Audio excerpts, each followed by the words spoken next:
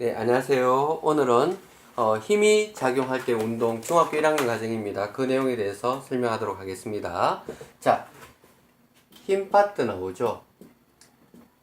힘은 작용하지 않을 때가 있고 그 다음에 힘이 작용할 때가 있습니다. 근데 힘이 작용하게 되면 힘이 작용하는 방향하고 많이 관계되거든요. 그러면 힘이 작용할 때 평행하게 작용을 하느냐 또는 수직으로 작용을 하느냐 아니면 비스듬하게 작용하느냐 이렇게 세 가지로 나눠서 공부를 하셔야 됩니다. 알겠죠? 힘이 작용하게 되면 일단은 뭔가 변화가 있어요. 그죠? 만약에 힘이 작용하지 않으면 학생들이 제일 힘들어하는 게 그거예요. 가만히 정지해 있는 물체는 아무 힘을 작용하지 않았을 때 물체도 어때요? 가만히 있겠죠? 꼼짝 안 합니다. 그죠? 근데 만약에 이미 움직이기 시작했어요. 물론 처음에 움직일 때는 힘을 줬겠죠. 그럼 처음에 힘 준 거는 말고 항상 우리가 힘이라는 거는 뭐냐면 지금 이 순간 지금 현재 힘을 주고 있느냐 없느냐 그것만 얘기하는 거거든요. 그래서 정지한 물체는 계속 정지하지만 처음에 힘을 줬다가 더 이상 힘을 안 줬어요. 그러고는 이게 얼음판이라서 매끈하니까 살짝 밀면 쫙 미끄러져 가겠죠. 그럼 지금 쫙 하고 있는 중이거든요.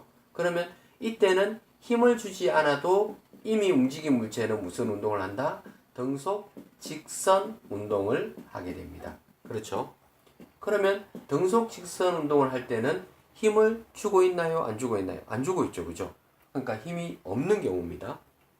많은 학생들이 쌤 움직이는데요? 힘을 왜 안 줘요? 그런데 그렇죠. 아까 줬던 거 말고 그렇죠. 현재적으로는 힘을 안 줘도 계속 움직이는 겁니다. 그렇죠. 자, 그러면 힘을 주게 되면 어떤 변화가 있는지에 대해서 보도록 하겠습니다. 힘을 주게 되면 두 가지가 바뀔 수 있어요. 처음에 속력이 바뀔 수도 있고 또는 방향이 바뀔 수도 있습니다. 그럼 시험에서는 속력이 바뀌느냐 또는 방향이 바뀌느냐 요거에 대해서 잘 집중해서 들으셔야 되거든요. 만약에 평행하게 힘을 주게 되면 뭐가 바뀐다? 속력만 바뀝니다. 만자 중요합니다. 반짝반짝 그죠? 그 다음에 수직으로 힘을 주게 되면 방향만 바뀝니다. 그렇죠. 여기도 만자 들어가니까 반짝반짝 해야 되겠죠. 그죠? 자, 그 다음에 비스듬하게 힘을 주게 되면 속력도 바뀌고 뭐도 바뀌겠어요? 방향도 바뀌고 둘 다 바뀌거든요. 그래서 이걸 골라내야 돼요. 그러니까 속력만 바뀌는 경우, 방향만 바뀌는 경우, 둘 다 바뀌는 경우. 힘을 평행하게 주면 속력만 바뀌고, 수직으로 주면 방향만 바뀌고, 비스듬하게 주게 되면 둘 다 바뀌고, 이렇게 이해하시면 되거든요. 그럼 처음으로 평행하게 힘을 주는 경우는 어떤 경우인지 보도록 하겠습니다. 자, 어떤 물체가 있어요? 어떤 물체가 이미 운동을 하고 있었어요. 움직이고 있는 거예요. 그죠? 움직이고 있는데 뒤에서 운동하는 방향하고 같은 방향으로 평행하게 미루면 속력이 점점 어떻게 되겠어요? 빨라지겠죠, 당연히. 그렇죠. 그러니까 같은 방향으로 힘을 주면 속력이 점점 빨라지고 그렇지 않고 반대로 반대 방향이라도 평행한 거는 똑같잖아요. 그죠? 평행하다는 말은 같은 방향일 수도 있고 반대 방향일 수도 있거든요. 같은 방향일 때는 속력이 점점 빨라지고 그렇죠. 반대 방향일 때는 오히려 속력이 느려져요. 막 달려오고 있는데 앞에서 막으면 그렇다고 차를 막거나 이러면 안 되고 그죠. 나무 토막 얘기하는 겁니다. 그렇죠. 그러니까 달려오고 있는데 막으면 속력이 점점 느려지다가 멈추겠죠. 그죠. 그래서 어쨌든 같은 방향이나 반대 방향 같은 경우는 뭐만 변한다? 속력만 변합니다. 근데 방향만 바뀌는 경우는 힘을 수직으로 받는다 그랬어요. 그죠? 힘을 수직으로 받는 경우는 가장 대표적인 운동이 등속 원운동이라는 것이 있습니다. 등속 원운동. 말 그대로 등속, 속력은 변하지 않았어요. 같을 등자니까 원운동. 원운동이면 방향만 바뀌는 운동인 거 맞죠? 그죠? 자, 보겠습니다. 동그랗게. 자, 여기 중심이 있어요. 그러면 등속 원운동입니다. 어떤 물체를 매달았어요. 어떤 물체가 요 원운동에서는 이 물체가 나가려는 방향이 이렇게 원에 접하는 선이니까 접선이라 그래요.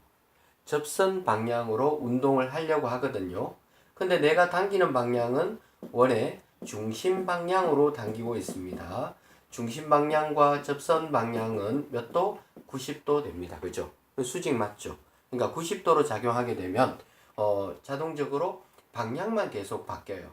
이 물체가 이렇게 방향만 바뀝니다. 그죠? 그러니까 우산 같은데 물방울이 똑 떨어지죠. 그럼 따라 돌리다 보게 되면 물방울이 요 지점에서 떨어져 나가는 물방울은 접선 방향으로 날아가요. 여기서 떨어지면 이렇게 접선 방향으로 날아갑니다. 물맷돌 돌릴 때도 마찬가지거든요.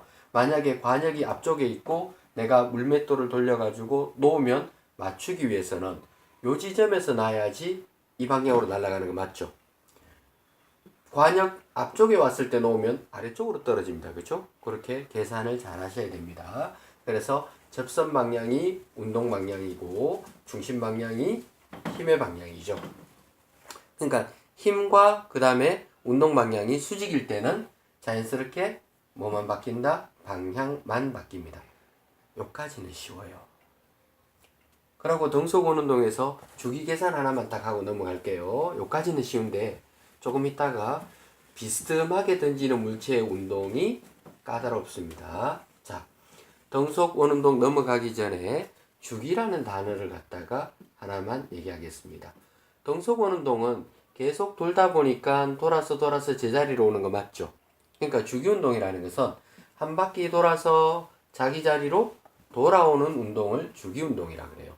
그럼 주기 운동을 하게 되면 자연스럽게 무엇을 구할 수 있다? 주기를 구할 수 있어요. 도는데 걸리는 주기를 구할 수 있죠. 달리기 잘하죠, 그죠? 네. 나 같은 경우는 달리기를 잘 못해가지고, 그래서 예전에 막 1000m 달리기 이런 거 하잖아요, 그죠? 그러면 고등학교 때인가 1000m 달리기 하는데 너무 힘들어가지고 막 퍼지고 이럴 적이 있거든요. 그랬더니 담임선생님께서 지시하셨는지 덩치 큰 친구 2명이 옆구리 콱 끼고 있잖아. 번쩍 들어가지고 마지막 바퀴까지 다 돌았던 기억이 있어요. 그러니까 이게 맹 도는 게 다 주기운동 맞죠? 그럼 주기운동에서는 계산이 뭐가 나오느냐 하면 이런 게 나와요. 세 바퀴 도는데 60초가 걸렸어요. 1분이 걸린 거죠. 그러면 세 바퀴에 60초가 걸렸으니까 한 바퀴 도는데 걸리는 주기 계산할 수 있죠. 당연히 20초가 나오겠죠. 그래서 주기는 계산할 때 바퀴수, 횟수분의 시간, 요게 주기를 구하는 공식입니다. 시간은 주로 초 단위를 많이 쓰니까 계산할 때 초 단위에 맞춰서 계산하는 것이 좋습니다. 그래서 등속 원운동은 주기 운동에 해당된다라고 생각하시면 되겠습니다. 자, 그리고 나서 이제 조금 전에도 얘기했지만 정말 어려운 거, 둘 다 바뀌는 경우 있어요. 둘 다 바뀌는 경우는 힘을 어떻게 작용했다? 비스듬하게, 수직도 아닌 것이, 평행도 아닌 것이 비스듬하게 작용했을 때 나타나는 운동. 그 세 가지가 제일 어렵거든요. 그 세 가지는 뭐 어렵다고 해서 뭐 엄청 어려운 건 아니고, 그렇죠. 자, 수평으로 던진 물체 운동이 있습니다. 수평으로 던진 물체 운동, 그리고 포물선 운동. 수평으로 던진 물체 운동, 포물선 운동, 그리고 진자의 운동이라는 게 있거든요. 이 세 가지 운동은 비스듬하게 던진 물체 운동입니다. 자, 수평으로 던진 물체 운동부터 한번 볼게요. 자, 어떤 이렇게 절벽처럼 이런 것이 있습니다. 그러면 어떤 공을 수평 방향으로 쐈어요. 그러면 처음에는 힘을 줘가 팍 쐈으니까 속력이 생기겠죠. 그리고는 더 이상 수평 방향으로는 힘을 안 줬어요. 그러면 이 공이 떨어지는데 수평으로는 힘을 안 줬지만 누가 힘을 주느냐 하면 이 공이 이렇게 떨어지면서 자, 공은 접선 방향으로 이렇게 날아가겠죠. 근데 밑에서 누가 당겨요? 중력이라는 힘이 당기게 되겠죠. 그러면 날아가는 접선 방향하고 그 다음에 당기는 중력 방향하고